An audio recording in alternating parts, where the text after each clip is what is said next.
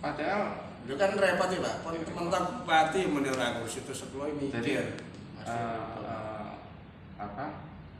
perdanya Kabupaten Jepara saya masih belum lihat. Ya. Tapi kalau copy paste dengan perda Jawa Tengah tidak ada menyebutkan rupiah atau persentase. Yang pasti disebutkan adalah harus melaksanakan program CSR. Silakan programnya apa saja. Perusahaan besar, programnya ya programnya besar. Yang penting pabrik perusahaan sudah mengeluarkan, si nomor sopor, penting kan kira-kira nggak tenang ya Pak. Iya lah. Bisa jadi seperti itu, tapi biasanya perusahaan kan ada ring 1, ring 2, ring 3. Lucu rasanya, sekon Google perusahaannya nih, sekon Google 10 atau 12 programnya nih ngene. Kudus misalnya seperti kan lucu kayak misalnya. Padahal ada 10 perusahaan kata Bu Kades Nur Hidayah itu Pak. Tapi selama ini ketika bertanya terkait dengan mau digunakan apa saja itu kelihatannya cari informasi aja itu sulit Pak.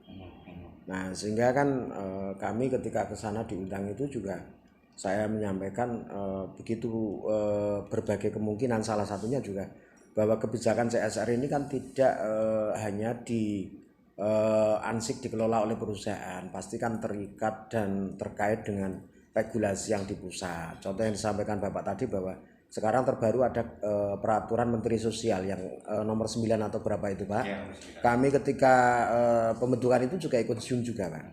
Jadi tahu, makanya kenal dengan Pak Satria. Ya Muhammad Satria, Pak Amru. Ya Pak Amru itu juga dari situ Pak. Nah ini yang menjadi permasalahan karena tata cara mendapatkan informasi itu dari kepala desa atau petinggi di Jepara itu tidak bisa langsung ke perusahaan karena kemungkinan juga tadi ada kebijakan-kebijakan khusus yang sehingga desa yang ditempati seperti Sengon Bugil walaupun ada 10 perusahaan penanaman modal asing di situ, tapi tidak tahu 2% kalau di undang-undang perseroan terbatas penggunaan dan penyisian keuntungan bersih itu digunakan untuk apa, sementara belum pernah mendapatkan dari alokasi itu loh.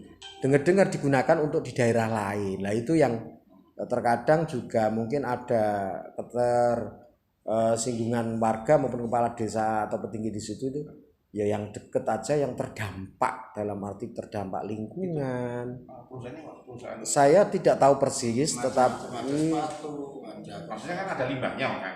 Kalau ada limbahnya kan pasti tentunya kan ada potensi. Di limbahnya ada yang ngambil Pak.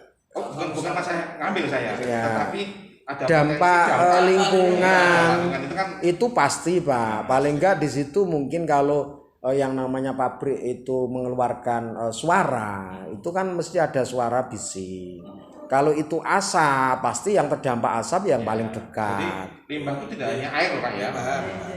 Apalagi kalau limbah padat misalkan, ya pasti itu akan berpengaruh. Hanya saja saya dengar dari desa lain selain Sengon Bugil, saya pernah ketemu itu memang ada kemitraan antara pabrikan yang di situ dengan pihak lokal setempat di Jepara. Artinya apa? Begitu ada limbah padat itu sudah ada yang ngambil Pak.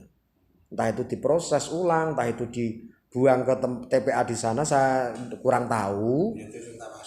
Nah, tapi yang pasti bahwa desa Sengon Bugil yang ada ditempati 10 perusahaan PMA itu selama ini belum pernah mendapatkan manfaat dari yang namanya CSR. Bahkan baru tahu juga ketika Dewi Wisnu selesai mengadakan webinar dengan Bapak, salah satu pengurus Dewi Wisnu yaitu sekretaris Bu Ulfah, Bu Aisyah Ulfah itu kebetulan asli dari Sengon Bugil. Kemudian menyampaikan ke Bu petingginya Nur Hidayah. Kemudian kami dari provinsi diundang Pak untuk menjelaskan sebenarnya apa tuh CSR itu, terus tata caranya bagaimana. Nah tadi sudah saya ceritakan di awal itu Pak. Jadi mungkin itu Pak yang potensi-potensi. Nah Indonesian Power seperti yang di Melongo ya Pak kalau tidak salah itu. Ya, nah itu kalau ring satunya menurut saya seperti yang kita dampingi di Desa Klepu itu ke utara sedikit itu kan ada Bang Sri, kemudian ya terus Keling itu masuk di Keling itu kalau bisa dichannelkan juga, kebetulan kemarin Pak Kepala Desa Sutoyonya itu juga sudah komunikasi dengan kami, apalagi tanggal 20 Maret besok itu launching desa wisata yang sudah dapat penetapan SK Bupati. Yang ngaku itu ya? Iya, dihadiri Pak Bupati. Artinya itu secara legalitas itu sudah menjadi desa wisata resmi. Nah, kalau Sengon Bugil itu baru rintisan, Pak. Nah, tapi terdampak dekat karena ada 10 perusahaan tadi. Artinya kalau boleh kita coba nanti, harapan kami Pak Andaruni taruhlah tadi sebagai mediator bahasanya, mungkin Indonesia Power ini bisa diarahkan ke Klepu yang memang saat ini Pak Kepala Desa sedang masif pengembangan desa wisata yang Bangko dengan Klepu nggak jauh Pak ya? nggak jauh Pak, deket Pak.